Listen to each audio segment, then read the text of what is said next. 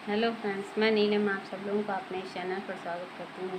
आज मैं एक कहानी सुनाऊंगी। अगर आप लोगों को अच्छी लगे तो आप लाइक, सब्सक्राइब और शेयर करिएगा और कमेंट्स करके बताइएगा कि आपको कैसी लगी। अब मैं कहानी शुरू करती हूँ। एक राजा के पास कई हाथी थे, लेकिन एक हाथी बहुत शक्तिशाली था। वो युद्ध कौशल में भी निपुण था। जब राजा युद्ध में जाते तो उसको साथ लेकर जाते थे। वो राजा को विजय दिलाकर ही लौटता था, इसलिए वो राजा का सबसे प्रिय हाथी था। धीरे धीरे समय बीतता गया।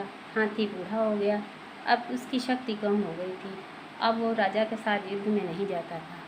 एक दिन वो सरोवर में पानी पीने के लिए गया तो उसका पैर कीचड़ में धंस गया। हाथी ने बहुत कोशिश की, लेकिन उसका पैर नहीं निकल पाया। तो वो चिंघाड़ने लगा। लोगों ने उसकी आवाज़ सुनी और राजा को खबर कर दी। राजा तथा सभी लोग इकट्ठे हो गए और विभिन्न प्रकार के प्रयत्न करने लगे, लेकिन उसका पैर नहीं निकला। अब राजा बहुत परेशान हो गए।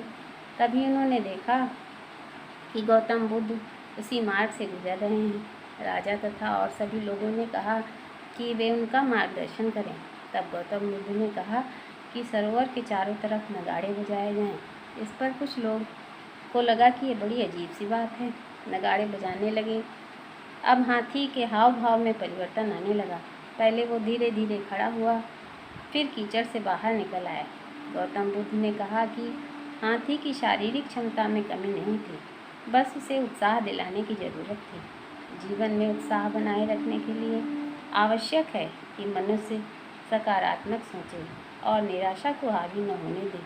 अगर कोई व्यक्ति बार बार असफल होता है तो वो सोचता है कि उसकी कार्य को नहीं कर सकता है। अगर उसकी सोच सकारात्मक हो और उसमें उत्साह हो तो वो सब कुछ कर सकता है।